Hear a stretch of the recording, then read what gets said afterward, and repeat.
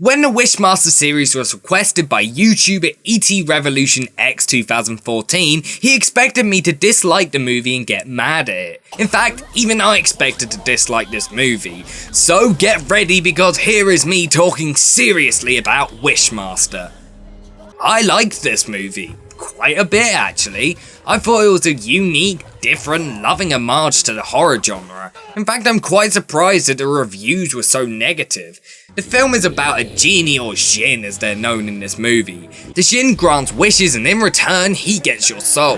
Whoever summons him out of his hiding place inside of a red gemstone gets 3 wishes. If all 3 wishes are granted, then the djinn remains on Earth. When he grants people wishes, there is always a catch to it. For example, a woman wishes to look beautiful forever, so the djinn turns her into a living mannequin. The death scenes are really unique and unlike anything I've seen before. I love the idea of taking something that people usually connote with happiness and fun and turning it evil. I can't really think of many good movies that successfully use this formula except for maybe Silent Night, Deadly Night.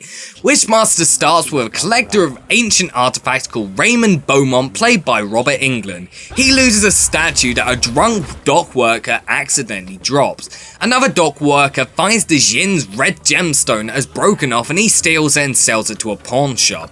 The pawn shop owner then takes it to an auctioneer. The owner of the company gives the stone to our main character in the movie, Alexandra, to examine further and decide what it's worth. While analysing it, the djinn escapes and kills Josh after tricking him. Alexandra then tracks down where the stone came from and meets with Beaumont. He then directs her to a folklore professor, Wendy, who's played by Jenny O'Hara. Wendy then reveals the origin of the stone and the secret of the djinn. Alexandra then has to stop the djinn, who wants to make her use her 3 wishes. The film is also mixed in with multiple wish granting scenes. The death scenes are really well made, but are surprisingly limited. In fact, a lot of this movie is just simply dialogue. That's not to say that there isn't plenty of fast-paced scenes, but it's still heavy on slow scenes. The slow scenes are almost always necessary, since they constantly reveal more and more about the djinn's backstory and exactly what it is. The only problem I have with the death scenes is that when they use CGI, it doesn't work that well. This CGI is not atrocious, but it's not perfect.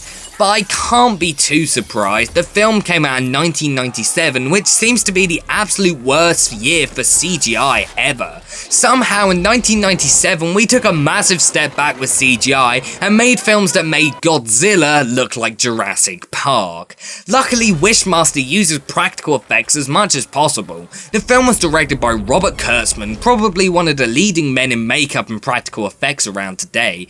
There is a fantastic documentary about the company that he co-founded but left, K&B Effects, called Nightmare Factory, which comes highly recommended for fans of horror movies, practical effects, or anyone who wants to work in makeup.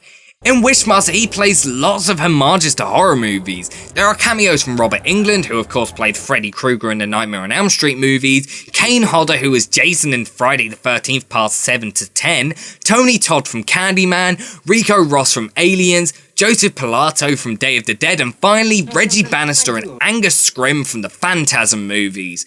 There is also a small cameo from Pazuzu from The Exorcist in there too, which is always awesome to see. The reviews were very negative, most people complaining about the acting and the special effects.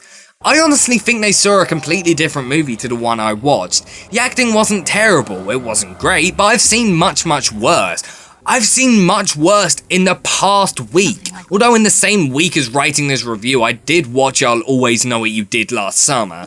The special effects are also not bad at all. The CGI is a little bit off, but it isn't even the worst CGI to come out of a major motion picture in 1997. That probably still goes to Spawn. Also, the practical effects are really good and hold up to this day.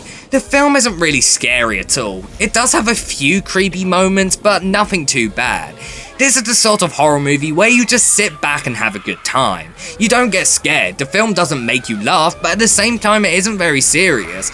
You can tell everyone enjoyed making the film, and I enjoyed watching it. Wishmaster is far from perfect. I understand why people hate it, but I enjoyed it. I've seen much worse, but I've also seen much better. I give Wishmaster an 8 out of 10.